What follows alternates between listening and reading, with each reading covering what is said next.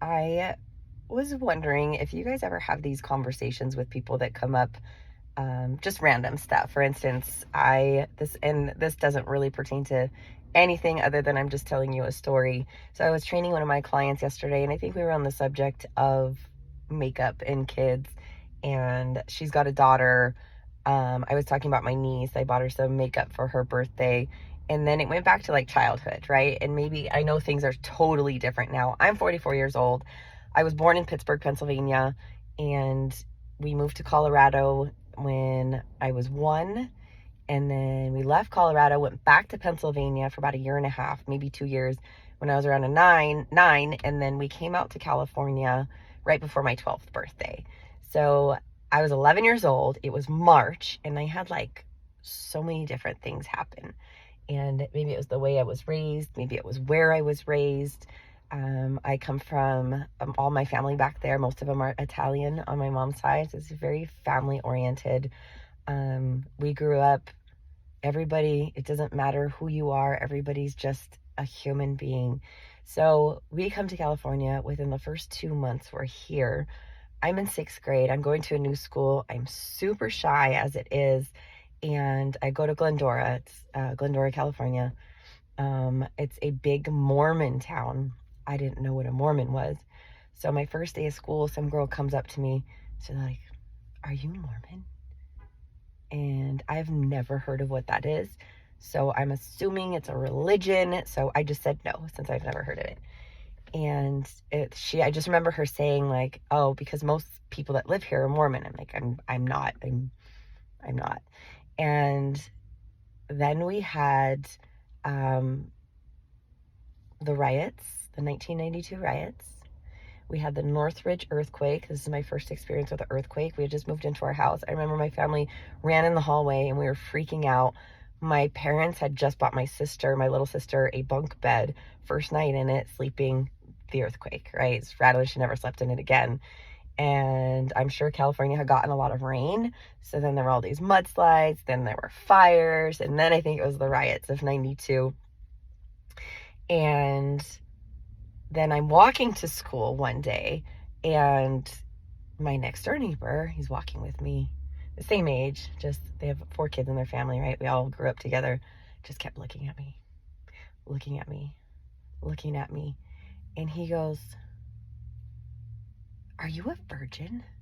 Mind you, I'm 6th grade. I have no clue what that meant. I didn't have sex ed classes, absolutely no clue. So I'm just like, I'm just quiet. I don't say anything. And I went home. I remember asking my mom, like, "What's a virgin?" And she tells me. So the next day school was like, "Are you going to answer the question?" And I was just like, "Yes, I am." So weird, right? It's so uncomfortable for me. So this is, like I said, first 2 months we lived here, but this is all in the first 2 weeks. Like, I'm getting asked all these questions. Then I get to school and we're in PE class, and this girl goes up to me and she's like, "Don't you have a compact?" And I'm like, those green CoverGirl compacts. I'm like, "What's a compact?" It's makeup. We all wear it. I'm like, I don't wear makeup. I don't. Oh, well, everybody has a compact. I'm like, oh my God. So I'm still this shy kid. And then we are going into school, and, it's towards the end of the year. So the school just puts me in an elective that they had available. And of course, of all electives, it's drama class. I'm the shyest kid on the face of the earth. And I get put in drama. And it was like, I think then is where a lot of my anxiety started. And then another day, and again, this is in the first 2 weeks of school, I go to school, the same girl that asked me if I was a Mormon. I used to wear probably my hair in a ponytail. I have naturally curly hair. It's like this at the top, and then underneath it just gets really curly. It was a lot curlier when I was younger, I guess. I don't know. When around that age, it was curlier. So I wear it down, and I just remember in front of everybody in the lunchroom, she looks at me and she's like, "Oh my God, you got a perm." And it wasn't in a nice way. And I was like, I knew what a perm was because my aunt had a beauty salon back then. And I was like, no, my hair is naturally curly.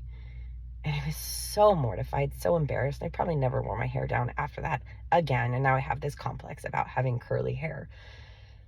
And I don't know what else happened. There were some other things. But anyway, I'm just rambling and just telling you a random story. So my client and I were talking, and I was like, I come to California. Oh yeah, there was one more thing. So it's a predominantly white town that we moved into.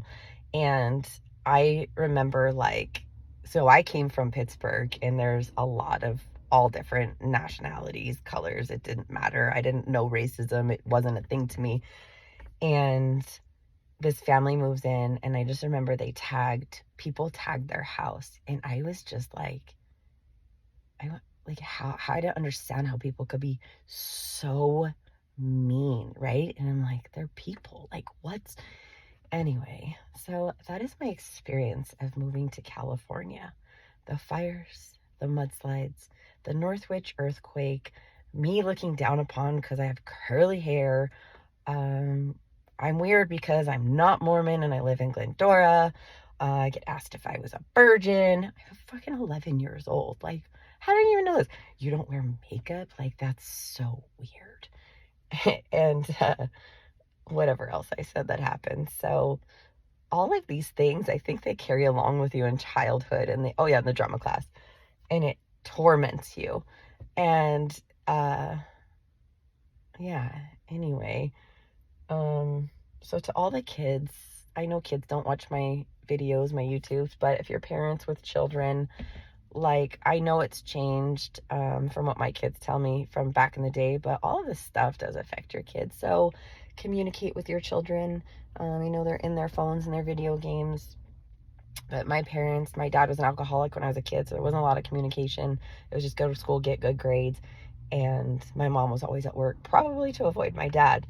And so I didn't have really any guidance or direction or people to talk to. There were no social media. There wasn't any Google. So I just think as a child, it is so important to make sure you're always communicating with your children. I think I'd be in a much better place now had I had a little bit more of that, and I don't fault my parents at all. It's just the way we were. And fast forward, that was when I was 11. I am 44, and I still don't like California. So on that note, just random Kara thoughts. I'm sitting in my car waiting for my next client. I'm going to go eat. Have a great day. If you like my videos, please subscribe.